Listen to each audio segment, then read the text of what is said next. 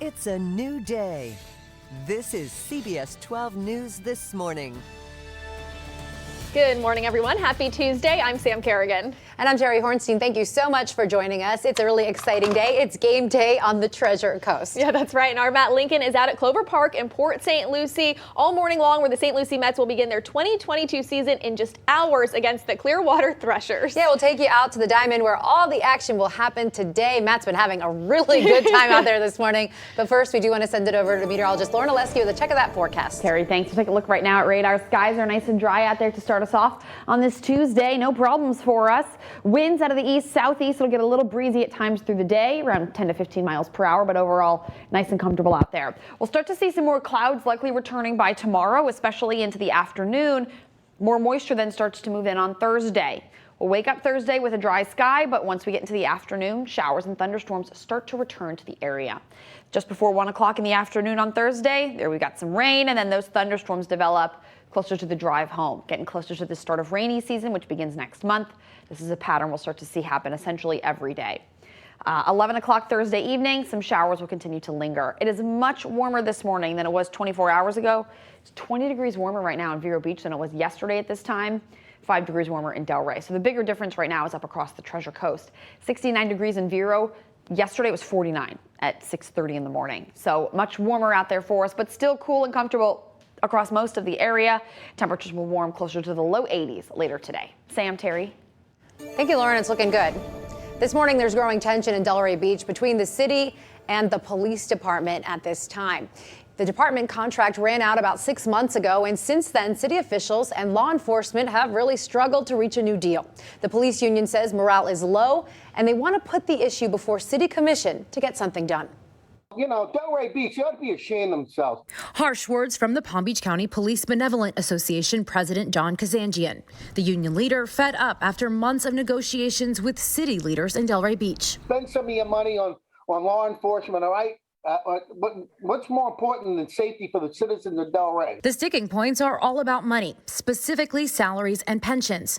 Right now, the city has agreed to raise the starting salary for Delray Beach Police to $58,000 a year.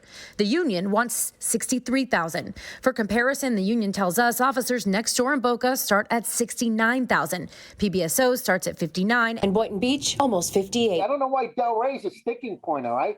I don't know why they don't want to pay their police officers. The city office handling the negotiations would not make a representative available for an interview, but did send us a statement, which reads in part, "While we deeply value our sworn personnel, we also have a responsibility to all our employees, as well as the taxpayers, to be fiscally responsible." Delray Beach Vice Mayor Adam Frankel says it's not a question of how important law enforcement is to the community. It's a matter of dollars and cents. We need to take care of all of our first responders. But between our police and fire budgets, it takes up about half of our entire city budget. He also believes Delray Beach is a great place to work, which has value beyond the money. You know, they could have applied in Boca or PBSO or other agencies. There's reasons why I think men and women like to patrol the streets in Delray Beach. If the cities can't reach an agreement, representatives for the department would head to the city commission to strike a deal. Frankel says he still hopes the city and the union can come to an agreement before that happens. But the union not ready to give in, saying their officers deserve what they're asking for. So listen, the only way to attract good, qualified police officers is pay them. I know they risk their lives every day. So hopefully they can be a little patient. We can have some good dialogue and come up with an agreement. The last round of negotiations took place last month, and well, at this point, there is no plan for another round of talks. The police department tells CBS12 News they are down 13 officers, but several are now heading to the academy, so it should be about 9. The force right now, I'm told, usually has 160 officers, but the department and the city agree on whether those vacancies are related to the stalled deal or not. Enough is enough! Enough is enough! At 6:35 now, workers with Spirit Airlines say they're fed up over working conditions, and that's why they rallied here at Orlando International Airport, hoping to spread a strong message. Now, this all comes after multiple flights were canceled by the airline across the country just within the last 6 months. Union workers say the cancellations have left flight attendants without places to stay, even leaving some stranded at the airport. Yeah, Spirit Airlines is based out of right here in South Florida. The big question now is what they plan to do to help out these workers. Yeah, we want to get Kara back in now with us at the live desk. Kara, what can you tell us this morning? Well, Sam, Terry, this is getting messy. Tensions continue to build between Spirit flight attendants and airline management. Their union, the Association of Flight Attendants, claim that the airline is violating their contracts and failing to address ongoing concerns of the flight crews. Now, at that rally held outside of Orlando International Airport yesterday, flight attendants were chanting and holding signs that read, "You think it's bad flying, Spirit? Try working here." Another one, low fares, low wages, low morale. Spirit Airlines. Now, this all comes after Spirit Airlines canceled just over 30% of their flights due to weather in Florida. That happened last week. We're talking more than 250 flights. Another mass cancellation, leaving flight attendants stuck at airports and passengers very frustrated. Oh my God, very, very. We was packed. We was ready to come from the Jersey. We was ready in a car, and we got the cancellation. And our flight was like a 5 a.m., right? Yes. And we have to all night be on the phone to get another flight so kids don't miss the fun. Members with the flight attendant union say that they do plan to do more of these protests. They just don't have the exact dates set yet. In the meantime, Spirit put out a statement saying that they're committed to finding better ways to support their team members. And right now, both JetBlue and Frontier Airlines are in a bidding war to buy Spirit. Sam, Terry. Thank you, Kara. Property insurance might just be on the list for lawmakers when they return to Tallahassee next week for a special session. The main focus is on congressional redistricting, but a state senator from St. Petersburg says he now has enough signatures from lawmakers to push the issue forward in the legislature. Governor Ron DeSantis also says he supports those efforts. At least 5 major insurance providers have all pulled out of Florida, leaving thousands of people to find new coverage. Time right now is 6:38, and this next story is for all our Florida dads. Governor Ron DeSantis just signed a bill that would provide millions of dollars to promote responsible fatherhood in our state. The bill provides $70 million in funding to organizations that equip fathers with parenting resources and help foster youth. It will be distributed through the Florida Department of Children and Families. A big portion of the money would go to helping fathers find employment, manage child support obligations, and transition from a period of incarceration. The bill received bipartisan support during the legislative session, and the governor describes it as supporting fathers to have a more active role in their kids' lives. When you take kids that do not have a father present during their upbringing, the chance of them dropping out of school, getting involved in trouble with the law, having other difficulties increases dramatically. And I think it's been very, very obvious that when fathers are present, when they're serving a productive, helping to keep their kids in line when they're not, it makes a real impact. The new law takes effect on July 1st. Time right now is 6:39, and Palm Beach County leaders looking to help tackle the opioid crisis in our area, where a new helpful hub may soon be on the way. Plus, another shark bite on a South Florida beach. What a young boy says happened to him in the water and how he's doing this morning. And we're live giving you a behind-the-scenes look at Clover Park in Port St. Lucie. This is what a St. Lucie Mets player looks like when they're leaving the clubhouse and heading out onto the field. They come in through the dugout, up the steps, give a high five to Clutch, and then they're onto the field. You're watching CBS 12 News This Morning, the one to turn to. Everyone, it is time to head out to the ballpark this morning. In just hours, the St. Lucie Mets will open their season against the Clearwater Threshers. Yeah, and CBS 12 News is the official partner for the Mets. We will be teaming up all season long for the first time ever. And someone who already is out there, CBS 12's Matt Lincoln. He's been out there having a lot of fun this morning. Yeah, it's been exciting being out here getting ready for the home opener. Very excited to have the GM of the St. Lucie Mets, Shera Van Allen, here to talk a little bit about just the start of the season. This has been a difficult time, for minor league baseball over the past couple of years when it came to certainly the pandemic and then the lockout. How would you describe what the St. Lucie Mets have had to go through over the past couple of years? Well, it's no question. It's been very challenging, for all of us, but we're just excited to have Mets baseball back. We're playing opening night tonight here, Clover Park, the St. Lucie Mets. What more is there to say, We got a beautiful ballpark here. We're ready to play ball. Yeah, I got to imagine, too, there's so many fans of the Mets here in town in St. Lucie and in the surrounding area. They've got to be so hungry to have the St. Lucie Mets back and be able to come out and enjoy some baseball. There's no question. No, our fan base, very loyal. In fact, tonight our Silver Sluggers will be in attendance. It's our 55 and up fan club, if you will. And they're very excited. And certainly we are too, as being the new TV partner for the St. Lucie Mets. That allows us on Saturday nights. We're going to have CBS12 swag given out. We're going to be giving out family packs of 4 tickets. And Saturday night's the night to be here, of course, because there's fireworks afterwards. So Saturday night, like you mentioned, first fireworks show of the year. It's also our Marvel night, where the players are going to be wearing special themed jerseys over Doctor Strange.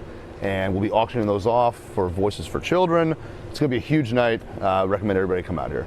Minor league baseball, man, there's nothing better. It's so much fun you guys get to have out here. It's not just the baseball. There's so much other stuff for families to do. You can come out, meet Clutch. Right? Whoa! Clutch. Here he comes. The big guy here. The big guy. It's a great night for families. Yeah, no question. I know my kids are excited. It's again, Mets baseball. It's back. You know what? One thing I love too is that as a dad who gets up very early in the morning and with kids who are just 6, a lot of sports is so late at night. But, the games here start at 6:10. That's plenty. Even if you can't make it to the end of the game, you come out and have good 5, 6, 7 innings out here before, the kids have to go to bed. Get a little dinner, have the kids run around, and then off to bed. Yep. That's fantastic. Trevor Van Allen here, of course, with the St. Lucie Mets. We're so excited. You can go to CBS12.com, find out how to win a 4-pack of family tickets to come out on Saturday night. And you can join us here tonight as we've got 2 members of our CBS 12 News team. We're going to be throwing out the first pitch, sports director John Evanson and chief meteorologist Vita Street. It's going to be fun to be out here tonight, too. Love it. Thanks, Trey. Dude, Matt, thank you. Let's go back into the studio. So exciting. Baseball is back. Now we just need to get Matt back in the studio. I know. I don't think he's coming back. I'm not sure. I think he's going to try to sneak onto the team. That's what Lauren thinks also. I think he's having too much fun. He ran out of the dugout earlier. Forget about us. He's like, I'm done with you guys, and I'm going to stay out on the baseball field for the rest of the day. A look right now at radar. Skies are currently dry. We got a nice looking start out there. Just a few clouds to wake up to this morning. Your marine forecast for today looks nice. It's sunny and breezy out there. We've got an east-southeast wind at 15 to 20 knots. The waves are breaking between 3 and 4 feet. We're going to hit high tide just before 6 o'clock this afternoon and then low tide just before noontime today. Out near Lake Okeechobee, looking nice. Skies are mostly sunny to partly cloudy. East-southeast wind at 10 to 15 knots with a moderate chop, and the lake level a little under 13.5 feet there.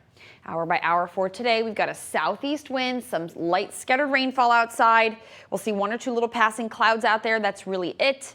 But it's a nice day. Now tomorrow we'll repeat this pattern again, maybe a couple degrees warmer, and then more moisture will be returning by Thursday, so our rain chances return. We will likely see some thunderstorms moving back in by Thursday.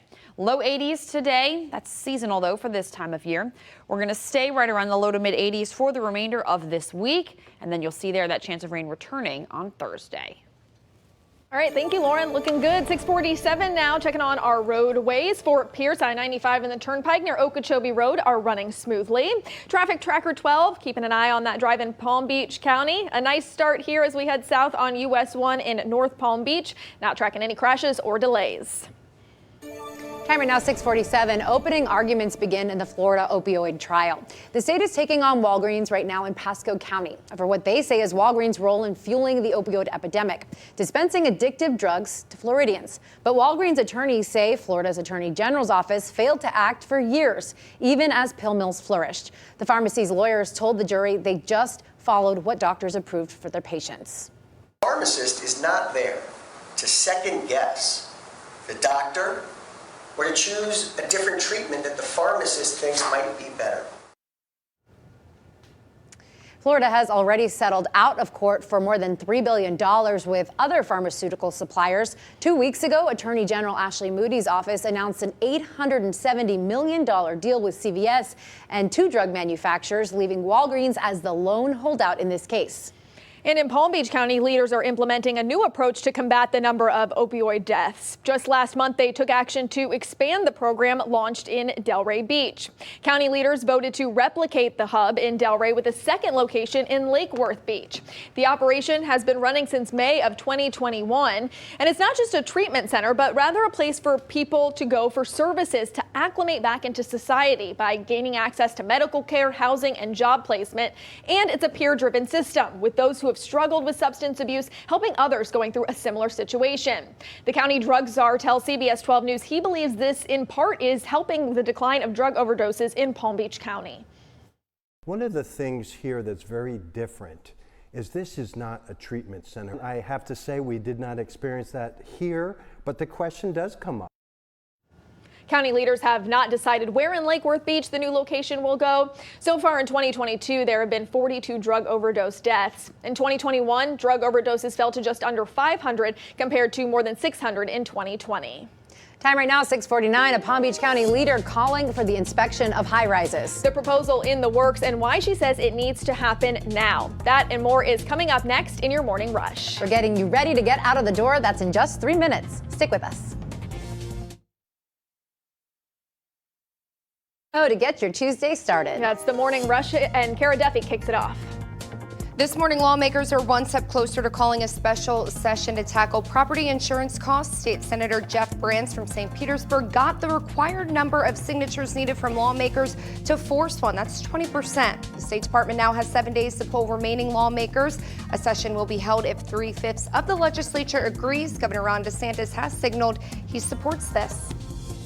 One of Palm Beach County's commissioners says it's up to local government agencies to make sure that a condo collapse like the one we saw in Surfside last summer doesn't happen here in our area. Commissioner Maria Sachs says that there should at least be inspections on older high-rises to make sure that they are stable, and she thinks that that's worth the price of tax dollars.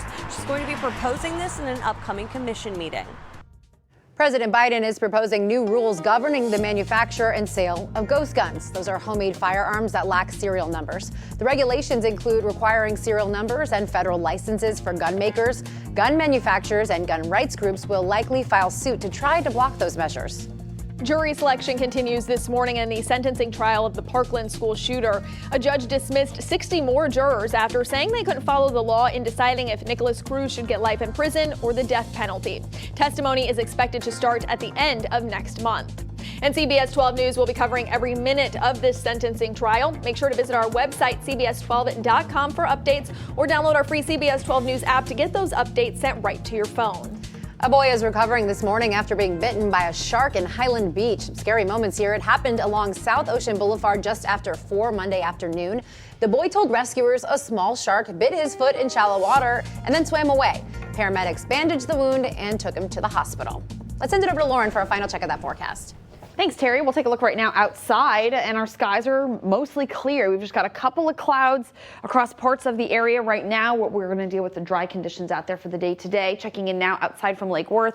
Waves crashing ashore there. A few fair weather clouds outside. It's a nice looking start. Radar is dry. It will stay dry for the rest of the day. We have another very calm weather pattern outside on this Tuesday. 58 degrees right now in Okeechobee, 71 in Boynton Beach, 70 in Jupiter, 74 in Boca, 64 in Wellington. Wind out of the east-southeast, a little breezy at times, 10 to 15 miles per hour. Skies stay partly cloudy moving through the morning. We're about 78 degrees by 11. Hour by hour shows you that east-southeast wind there. Might pull a couple clouds onshore, but I do expect us to stay pretty dry. Temperatures for the afternoon will be right near the low 80s, maybe the mid-80s, a little further inland.